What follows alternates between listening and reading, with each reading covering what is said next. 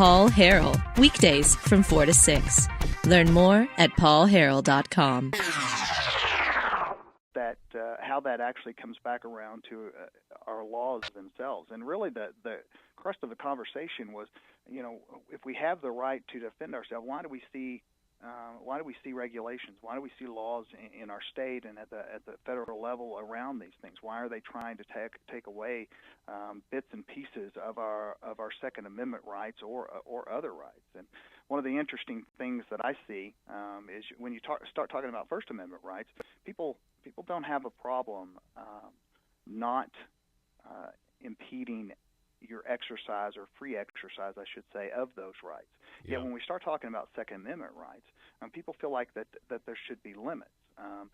You take a pro-gun person who believes that their Second Amendment rights exist and that we should stay away from Second Amendment, and you ask them a philosophical question about where or to what level does someone have the right to protect themselves and to arm themselves. Because if you look at the Constitution itself, the Bill of Rights itself, it doesn't give specifics. It doesn't say you can defend yourself and your property with a knife or with a musket or with a specific kind of firearm. It just says arms. Any type of arms that you want to take up. So if you take up a baseball bat to defend yourself, that's protected from a Bill of Rights perspective. So it didn't limit this concept or idea, but we as people have a tendency to want to throw some sort of limit out there. Mm-hmm. If you ask someone, hey, is it okay if you're going to defend yourself and your property and you use a missile to do that or a M1 Abrams tank to do that, people oftentimes want to back away from that. And they go, wait. You don't need that. And yet the philosophical discussion, not that I'm endorsing anyone having a weapon of that nature to use, but the philosophical piece of that is that the when you start limiting this idea, this protection of the Second Amendment, you start creating disagreements between people as far as how far you need to go in impeding someone's free exercise of that right. The right itself exists. I have the right to defend myself through whatever measures that I deem are necessary, whatever measure. If I need to use a firearm to defend myself, I have the God-given right to do that. That right still exists. It exists regardless of borders. It's not something that's just a U.S.-based right or a right that exists only within the United States of America. This is a right that exists globally, and it's inalienable, and it's God-given. It's God-granted. Whether you choose to exercise that right is up to you. As an individual, do we have the right to bear arms? Specifically, that question is answered from a philosophical question through the exercise of the right for self-defense. So yes, we have the right to use whatever method that exists and whatever's available to us. I certainly like your point about essentially we don't treat the Second Amendment, or we treat the Second Amendment differently than we would treat any other. Any other amendment, any other right, and I specifically like how you guys got into conversation about rights versus privileges, because of course, a lot of people are now paying attention to what the specific words our politicians use when referring to our rights. Sometimes they call them privileges, and it's gotten me. I mean, that doesn't set well with me at all, because it's the Bill of Rights, not the Bill of Privileges. But we're talking with Scott Richardson, a Republican candidate for District 91 in a primary there. We'll be primarying State Representative Dan Douglas, who ran a ton of tax increase bills and supported a lot of them. Can we talk a little bit about, shifting gears here, Scott, can we talk a little bit about the Arkansas economy? We had numbers that came out on that last week. What are your thoughts on pretty that? Well. Yeah. Yeah, economy as a whole is doing fairly well. And if you look, that's a direct reflection of the economy as a nation. We're doing fairly well from a national perspective as well. The good numbers are great.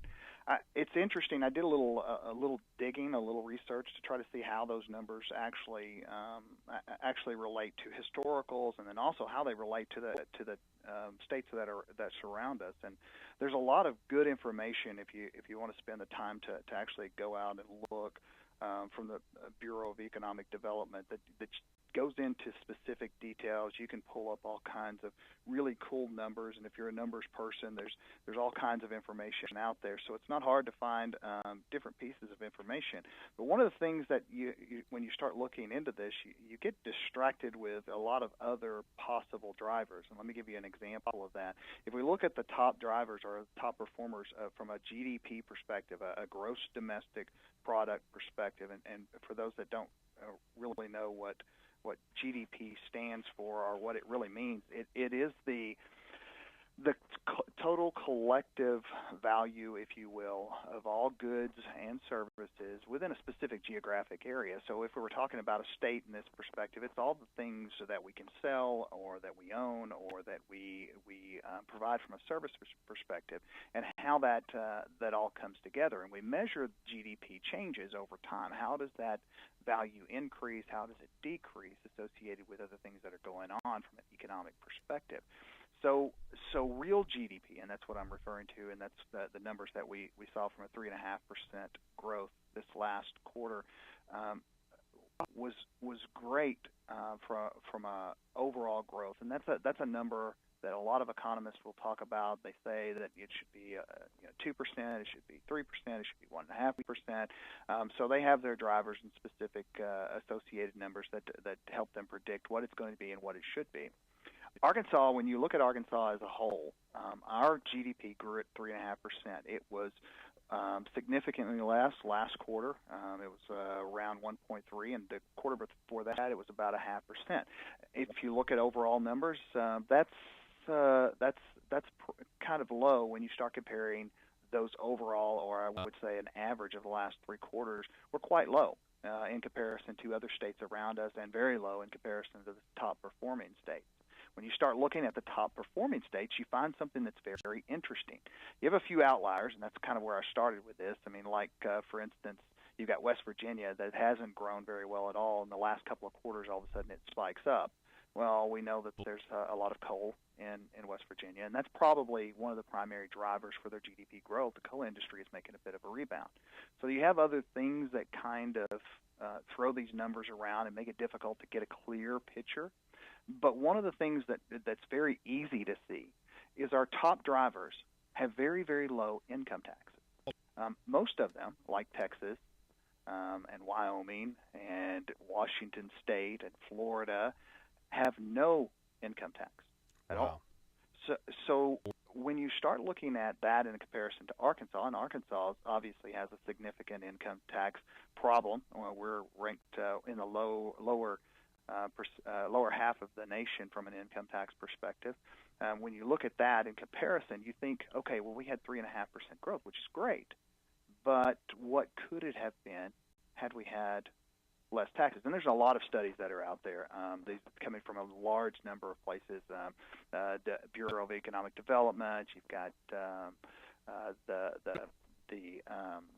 Tax Foundation. You've got a number of other places that have provided information on the correlation between taxes and economic growth as a whole.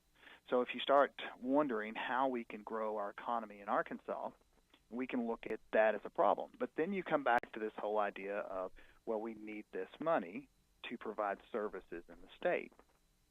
One of the things that we've seen clearly from a research perspective is that taxation hurts overall economic growth.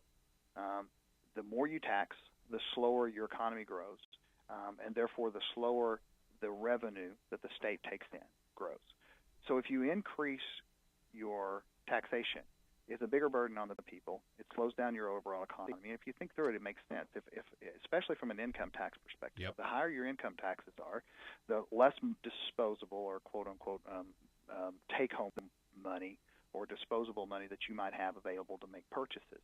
That purchase could be food, could be goods, could be whatever it is that you need to purchase. You have less of it that you take in. If you tax based on a consumption-based, whereas sales taxes or other types of taxes that are out there, you can still generate the same kinds of revenue or close to the same kinds of revenue through that kind of taxation without affecting people's ability to get the goods and services that they need, or with less of an impact. So it's an interesting correlation between the lower the income tax, the higher the growth potential or the normalization of growth potential has been for states, and then also the whole concept or idea of the lower the income tax, the faster your economy grows, and therefore the more revenue your state has available through the same tax percentages, right? Which is a key here. You raise your taxes, it hurts an individual. You lower your taxes, it helps an individual. If you keep your percentages the same, then you have less of an impact.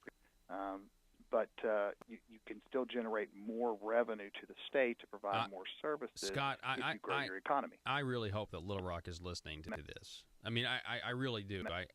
Because what you're saying is making an incredible amount of sense, and we have heard probably never as knowledgeable or eloquent as you, but we've heard it campaigned on by many Republicans across this state.